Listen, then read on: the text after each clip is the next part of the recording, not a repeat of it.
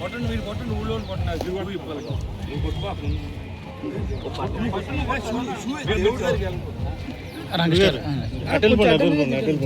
అంటే వాళ్ళు తొందరగా ముందు చేస్తారు 7 లక్షలు 10 లక్షలు కదా ఒక 5 లక్షలు వెళ్ళకండి మీరు ఇవ్వాలండి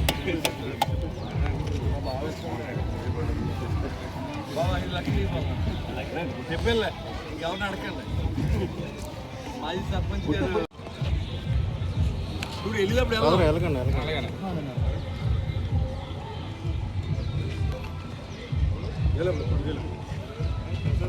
ఎంపీపీ గారు 5 లక్షలు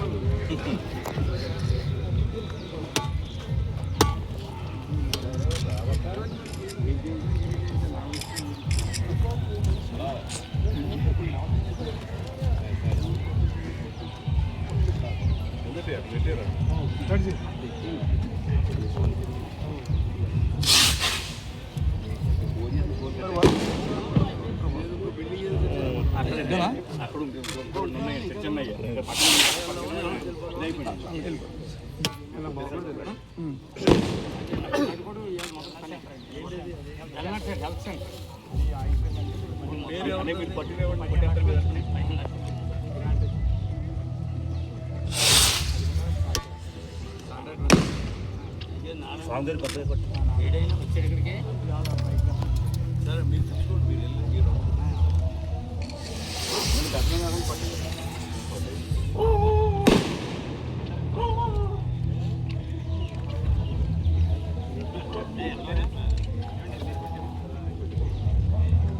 గులి గారు రండి మౌంజపురం గ్రామ ప్రజలకు విజ్ఞప్తి మన ప్రారంభోత్సవం చేయవలసిందిగా కోరుతున్నాం.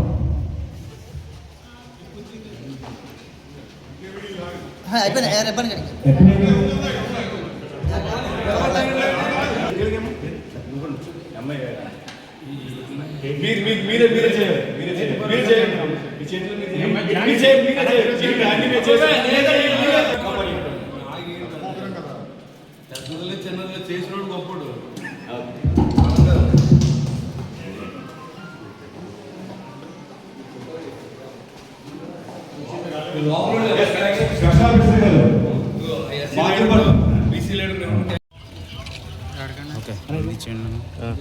చంద్రబాబు నాయుడు గారు అనుభవంతో ఈ రాష్ట్రాన్ని నడుపుతూ ఉన్నారు. ఆర్థికంగా ఇబ్బందులు పెట్టి రాష్ట్రాన్ని వృద్ధి చేసి ఇప్పుడు పరిపాలన కూడా డిస్టర్బ్ చేసేటువంటి వ్యక్తి జగన్మోహన్ రెడ్డి.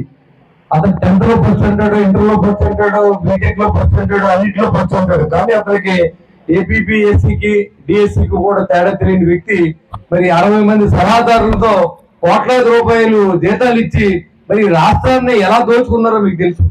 అలాంటి వ్యక్తుల్ని ఇవాళ మళ్ళీ రోడ్ల మీద తిరిగితే సిగ్గుపడతాం మానేసి ఇంకా మీ జెండాలెట్టు తిరుగుతున్నారంటే నాకు చాలా సిగ్గుగా ఉంది. ఇవాళ చంద్రబాబు నాయుడు గారి నాయకత్వంలో P4 ని పరుగులు పెట్టించినటువంటి సందర్భం మనం చూడాలి. అది మన కాన్స్టిట్యూన్సీ మొదటి స్థానంలో ఉంచిన ఘనత మీ అందరిదే. ఎందుకంటే ఆ రోజు నన్ను నెగ్గించారు. మరి మళ్ళీ అదే విధంగా పనిలో కూడా భాగస్వాములు అవుతూ ఉన్నారు. ప్రభుత్వంలో నిధులు లేవు. చంద్రబాబు నాయుడు గారికి చేదోడు పోతాడుగా ఉండాలని ఆలోచనతో నేను పనిచేశాను.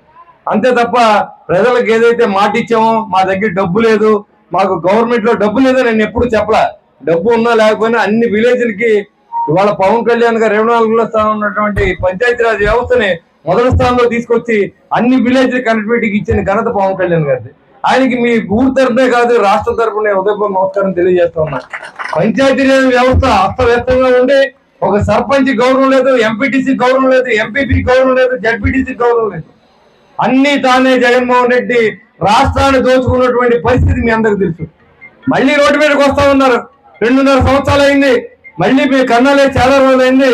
మాకు డబ్బుకి ఇబ్బందిగా ఉంది, మీరు తప్పుకోండి. చంద్రబాబు నాయుడు గారు మీరు దీపోవాలంటున్నారు. చంద్రబాబు నాయుడు గారు ఎందుకు దీపోవాలి? 6 ప్యాక్ లో మీకు పెన్షన్లు ఇస్తున్నా దీపోవాలా? లేకపోతే ధాన్యం రైతులు ఎక్కడ ధాన్యం తోలలో తెలియని పరిస్థితుల్లో ధాన్యం రైతులందరినీ ఆదుకుని 24 గంటలు డబ్బులు ఇస్తాను దీపోవాలా? అన్ని విలేజ్ కనెక్టివిటీ రోడ్ ఇచ్చి పవన్ కళ్యాణ్ గారు దీపోవాలా? లోకేష్ గారు అన్ని స్కూళ్లు డెవలప్ చేయాలందరూ దీపోవాలా? పోలవరం ప్రాజెక్ట్ ని కట్టి మీకు అత్యవసరం దీపోవాలా? భోగాపురం ఇవాళ ప్రజలకు అంకితం చేసిన ఘనత చంద్రబాబు నాయుడు గారిది కాదా, నరేంద్ర మోడీ గారి కాదా నేను అడుగుతా ఉన్నా. అంతుంది దిగిపోవాలని అడుగుతా ఉన్నా. దానికి దేనికి సమాధానం లేదు. లెక్కర్లో దోచుకున్నారు, ఇసుకలో దోచుకున్నారు, గ్రామంలో దోచుకున్నారు. అసలు మీరు ఇది దోచుకోని వ్యవస్థే లేదు. కానీ ప్రజల్ని నిరుపేదలుగా చేసినటువంటి ఈ జగన్మోహన్ రెడ్డి ఫోటో పెట్టుకుంటే సిగ్గుపడాల్సిన పరిస్థితుల్లో మీరు రండి డిబేట్కి. ఎక్కడ అన్యాయం జరిగింది? 14 నెలలు అయిన తర్వాత డిఎస్సీలో అక్రమాలు అంటారు. 16,500 మంది ఉద్యోగాలు ఇచ్చి పండుగ చేసుకున్నప్పుడు ఏ ఒక్కరు కూడా కంప్లైంట్ చేయలేదు. మరి ఈ రోజు చంద్రబాబు నాయుడు గారు దోషుగా నిలబెట్టే పరిస్థితి చేస్తే మనోళ్ళు కూడా చాలా మాట్లాడకుండా మౌనం ప్రదర్శించి ఇవాళ మనకి ఇంత కష్టపడి పనిచేసిన ముఖ్యమంత్రి గారికి సపోర్ట్ చేసి నేను మీతో ఉన్నామని చెప్పుకోకుండా మాకేంటి సంబంధం, ఏదో మంచి చేస్తే చెప్తాం, బాగు పదవలేదని ఇంకొకడు ఈ రకంగా ఉంటే మాత్రం రాబోయే రోజుల్లో ఈ రాష్ట్రం మరింత నరకంలో తీసుకెళ్లే పరిస్థితి ఉంటుందని మీకు తెలియజేస్తా ఉంది. యూత్ ఉన్నారు, చదువుకున్నారు, మీరందరూ కూడా ఒకసారి చదవండి, ఏం జరుగుతుందో చూడండి. ఏదో వాడు విమర్శలు చేస్తూ ఉంటాడు, పనికి వాళ్ళోడు బయటకు వచ్చి ఏదో మాట్లాడుతూ ఉంటాడు. పని లేనప్పుడు రాజకీయ నిరుద్యోగంగా మారిపోయి ఏం చేస్తాడు తెలియని పరిస్థితి. ఇవాళ ఈ ఊరు గ్రామం అభివృద్ధి చెందిందంటే మరి ఇక్కడ పార్టీలకు అతీతంగా మనం వచ్చిన తర్వాత చెప్పాం. ఇక్కడ కులాల గొడవలు ఉండి, ఇక్కడ మెయిన్ కులాల గొడవలు ఉండి అది లేకుండా రూపు మాత్రం దాన్ని సహకరించిన పెదబాబు గారికి, రామప్రసాద్ చౌదరి గారికి, భాస్కరరావు గారికి, పెద్దలందరికీ. ఎందుకంటే గ్రామం అంటే కులాలకి మతాలకి అతీతంగా ఒకరి ఇంట్లో ఎవరైనా చావు జరిగినా పెళ్లి జరిగిన వరకు నా చిన్నప్పుడు అయితే ప్రతి ఇంటి నుంచి 1 లీటర్ 2 లీటర్ల పాలు తీసుకొచ్చి వాళ్ళకి ఇచ్చేవారు. ఒక ఇల్లు ఒక కట్టేత వేసుకుంటే ఒక పొలం కోస్తే ఆ ఇంటికి 4 రైతులు ఇలా చేసేవారు. అలాంటి పడిగట్టున్నటువంటి పల్లెటూర్లన్నీ కూడా వాళ్ళ అన్ని విడగొట్టి ఎక్కడికక్కడ పరిపాలన జరుగుతూ ఉంది. సోదరులందరూ అర్థం చేసుకోవాలి. ఇవాళ ఇది అభివృద్ధి చెందిందంటే మరి దాతలందరూ శ్రీమంతులుగా ఇవాళ మొట్టమొదటి గ్రామం ఏమో అనుకున్నాను నేను. ఇన్ని అభివృద్ధి కార్యక్రమాలు చేసినటువంటి ఈ గ్రామంతో పాటుగా ఏకగ్రీవం చేస్తానని చెప్పి మాట ఇచ్చిన రామప్రసాద్ చౌదరి గారికి, పెదబాబు గారికి, భాస్కరరావు గారికి అందరికీ పేరు పేరున ధన్యవాదాలు. మీ గ్రామం ఒక మార్గదర్శకంగా ఉండాలని చెప్పి నేను కోరుకుంటా ఉన్నా. అంతేకాకుండా ఇక్కడ పెయింటింగ్ వర్క్ చేసేవాళ్ళు కూడా కూలి పని చేస్తే వాళ్ళకి 1000 రూపాయలు వస్తాయి. ఆ 1000 రూపాయలు కూడా దీనికి దానం చేసి ఇది ఇవాళ బిల్డింగ్ ఇలా నిలబడిందంటే దానికి కారణం వాళ్ళకి కూడా నేను ధన్యవాదాలు తెలియజేస్తా ఉన్నా. వాళ్ళకి కులం లేదు, మతం లేదు. గ్రామ అభివృద్ధి చూడండి, గ్రామాన్ని అభివృద్ధి చేసుకోండి, మాయ మాటలు నమ్మకండి. మీకు ఎలక్షన్ అయిన తర్వాత కలపడిన వ్యక్తులు మళ్ళీ వస్తారు. అది కనుక అలా జరిగిందంటే చంద్రబాబు గారి నాయకత్వాన్ని, పవన్ కళ్యాణ్ గారి నాయకత్వాన్ని, నరేంద్ర మోడీ గారి సహకారాన్ని మనం అందిపుచ్చుకుంటా ఉన్నాం.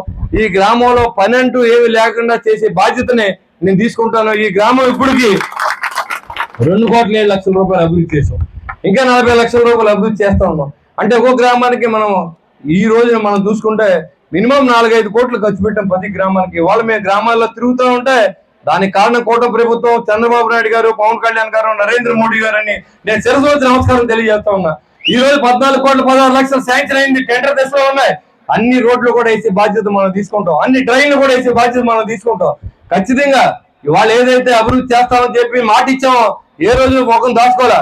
ఈ గ్రామాల్లో ప్రతి రోజు వీలున్న ప్రతి రోజు ప్రతి గ్రామంలో సమస్యలు ఏంటి 24 గంటల పీజీఆర్ఎస్ చేస్తా ఉన్నాం ఇంటికాడ.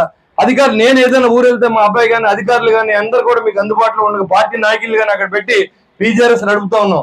మీకు ఈ గ్రామాల్లో సమస్యలు లేకుండా చూసే బాధ్యతనే ఈ కూటమి ప్రభుత్వం చూసుకుంటది. మీరు ఏదైతే ఓటేసి మమ్మల్ని గెలిపించారో మీ రుణం తెచ్చుకున్న దిశగా మేము పనిచేస్తామని చెప్పి కూడా మీకు తెలియజేసుకుంటూ రాబోయే రోజుల్లో కూడా మీ గ్రామాన్ని ఆదర్శవంతమైన గ్రామంగా తీసుకోవాలి. ఈ 55 గ్రామాల్లో కూడా నేను తెలియజేసుకుంటూ సెలవు తీసుకుంటాను. జై హింద్.